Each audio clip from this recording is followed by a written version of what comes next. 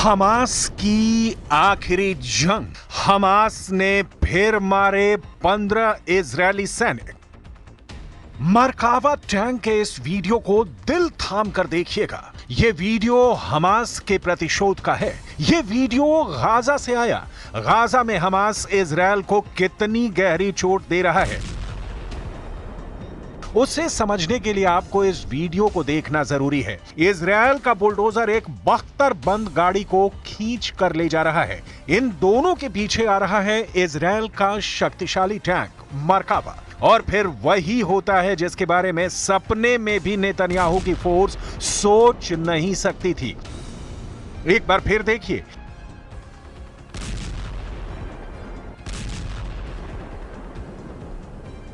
करीब 800 टैंक और बख्तरबंद गाड़ी तबाह होने के बाद भी इजरायल गाजा में लड़ रहा है। यही है हमास की वो अदृश्य ताकत जिसके सामने इजरायली फोर्स बेबस नजर आ रही है। सिनवार को मार दिया, हमास के सैकड़ों बड़े कमांडरों को मिट्टी में मिला दिया, गाजा को खंडहर बना दिया, लेकिन हमास अभी भी जिंदा है।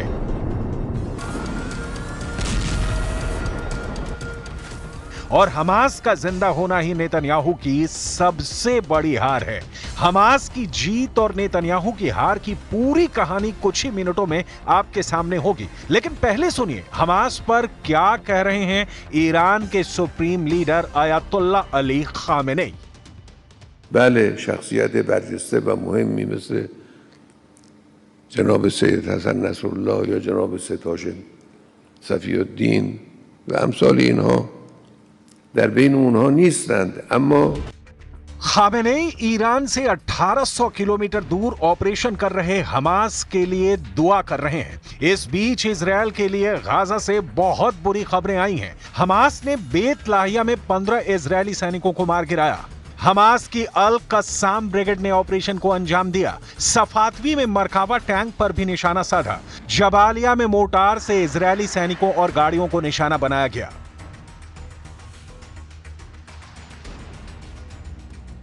अब टैंक उड़ाने वाले हमास और हिजबुल्लाह के नए नए खतरनाक वीडियो लगातार वायरल हो रहे हैं। कुल मिलाकर इजरायली बख्तरबंद वाली ब्रिगेड इस वक्त दहशत में है। मरकावा टैंक और नेमर बख्तरबंद गाड़ियों का गाजा के अंदरूनी इलाकों में टहलना भी आसान नहीं है। हालांकि नेतन्याहू की फौज लगातार दावा कर रही है कि सिनवार को खत्म करने के साथ उसने हमास की कमर तोड़कर रख दी है। हाल में इजरायल ने अपना एक बड़ा अफसर हमास के एंटी टैंक दस्ते के हमले में खोया है। गाजा के जबालिया में हमास ने अचानक इजरायल की फोर्स पर हमला बोला और फिर इजरायल का बड़ा कमांडर मारा गया। 41 साल के कर्नल एहसन दाक्सा 401वीं ब्रिगेड के कमांडर थे। गाजा और लेबनान फ्रंट का लंबा अनुभव था। हमास ने इस अफसर को टारगेट बनाया और इजरायल को एक बहुत बड़ा जख्म दे दिया। गाजा के जबालिया में इजरायल का मरकावा टैंक घूम रहा था, तभी हमास के एंटी टैंक दस्ते ने मरकावा टैंक पर थर्मोबैरिक रॉकेट से हमला किया। इसी दौरान वहां खड़े कर्नल एहसन दाक्सा और उनके 2 और अफसर बुरी तरह से घायल हो गए। सबको फौरन रेस्क्यू किया गया, लेकिन इजरायल की फौज कर्नल एहसन दाक्सा को बचा नहीं पाई। היום בהיתקלות בצפון רצועת עזה, במרחב ג'באליה, נפל מפקד חטיבת השריון 401, אלוף משנה אחסן דקסה, ונפצעו מפקד גדוד באורח קשה ושני קצינים נוספים באורח קל. המפקדים נכנסו לשטח בטנקים ויצאו מהם לטובת תצפית. במהלך התצפית נפגעו מהפעלת מטען כשהם מחוץ לטנק. इसमें कोई शक नहीं कि गाजा से आ रहे ऐसे बहुत से वीडियो ने इजरायल के पावर सेंटर में तहलका मचा दिया है। क्या ऐसे वीडियो अब नेतन्याहू की फौज में नया डर पैदा कर रहे हैं? क्योंकि जो धमाका है उसमें ना सिर्फ इजरायल का टैंक फट रहा है, बल्कि इजरायली सेना की ताकत वाली छवि भी चकनाचूर हो रही है।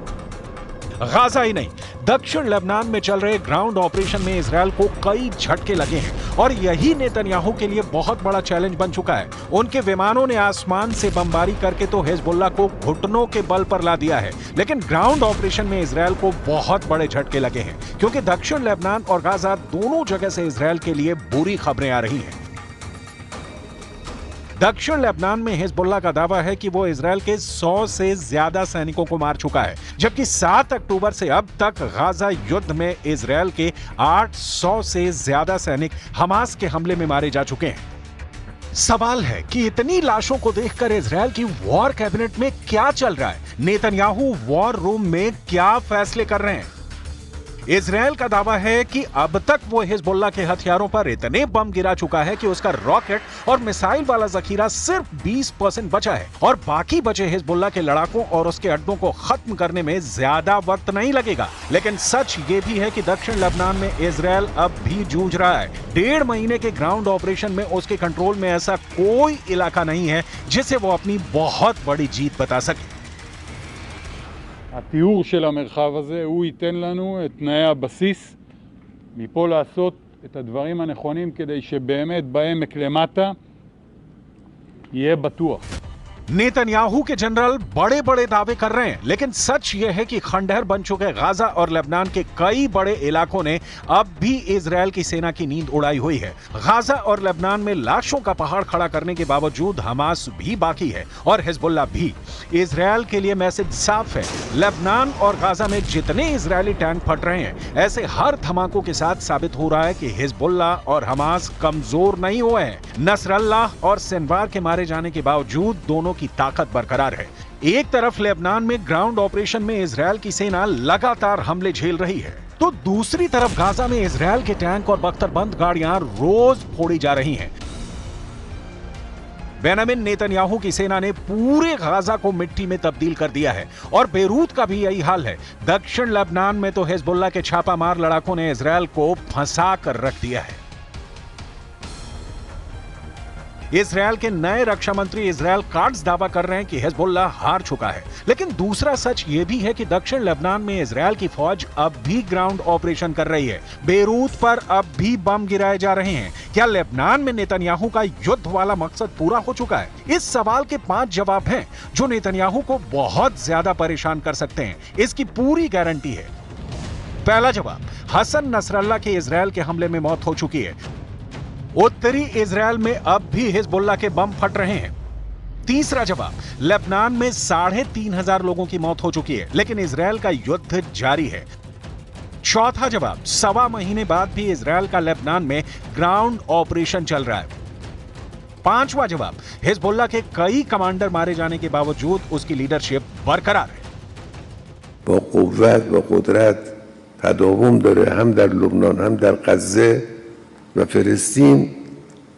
این مجاهدت ها قطعاً به دنبال خود پیروزی حق را، پیروزی جبهه حق را.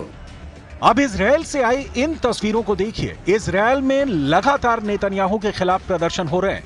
लोग युद्ध खत्म कर बंधकों की रिहाई की मांग कर रहे हैं। Here, close to the Prime Minister house, to try and continue and protest, try to continue and advocate for our children. We have no other choice. Today we just got another obstacle, the sacking of the Minister of Defense, Gallant. सिर्फ लोग ही नहीं, यो Gallant के पक्ष में Israel का विपक्ष भी आ चुका है। פיטורי שר הביטחון גלנט אתמול הם מעשה טירוף של ראש ממשלה לא כשיר. באמצע מלחמה, בזמן שישראל נלחמת ב7 חזיתות, נתניהו החליש ופגע בצה"ל, בכוחות הלוחמים, רק כדי להעביר את חוקי ההשתמטות. जंग अपनी जगह है, लेकिन इंसानियत और मानवीयता अपनी जगह। लेकिन इस जंग में सब स्वाहा हो चुका है। बड़े, बुजुर्ग, बच्चे, महिलाएं, सबके सामने दो तरफा मौत खड़ी है। 400 दिन की जंग, भूख से मर रहा गाजा। पूरे गाजा पट्टी में हो रहे हमलों पर ना तो कोई सवाल पूछने वाला है और ना ही कोई जवाब देने वाला है। हालात बद से बदतर हैं। जरा ये वीडियो देखिए। भूखे फिलिस्तीनी एक एक रोटी के लिए तरस रहे हैं। ये तस्वीरें गाजा में दीर अल बला इलाके की हैं, जहां सैकड़ों लोग एक रोटी हासिल करने के लिए जुटे हुए हैं। भूखे पेट रोटी के लिए भयंकर धक्का मुक्की करते ये फिलिस्तीनी 400 दिन से ज्यादा की जंग में इतने बेबस और लाचार हो चुके हैं। ما بنش حاجة بالسوق السد ولا حاجة، ولا إشي بقلب السوق موجود، لا سيرج ولا سكر ولا شاي ولا سمنة ولا فراخ ولا لحمة ولا سمك، والخضار البندورة 50 شيكل الكيلو. من وين نجيب يا عمي؟ معناش. احنا مش عارفين وين بدنا نروح، يعني عن جد احنا مش عارفين ايش الحل اللي وصلنا لها. اقسم بربي يعني احنا بنمر باصعب او مواقف واصعب ايام، حتى ان الاحتلال اخذ اخويا بحطوا كل الشباب على شقه. इजरायल पर पिछले 7 अक्टूबर के हमले के बाद से 1 साल से ज्यादा का वक्त बीत चुका है, लेकिन अब भी गाजा में हमास के कब्जे में 97 बंधक कैद हैं। रिपोर्ट्स के मुताबिक कुल बंधकों में से 33 की मौत हो चुकी है। प्रदर्शनकारी चाहते हैं कि हमास के साथ युद्ध विराम का समझौता हो ताकि बंधकों को छुड़ाया जा सके, लेकिन युद्ध रुकेगा ऐसा लगता नहीं, क्योंकि ट्रंप के चुनाव जीतने के बाद इजरायल हमास और हिजबुल्लाह पर और भी ज्यादा हमलावर हो चुका है।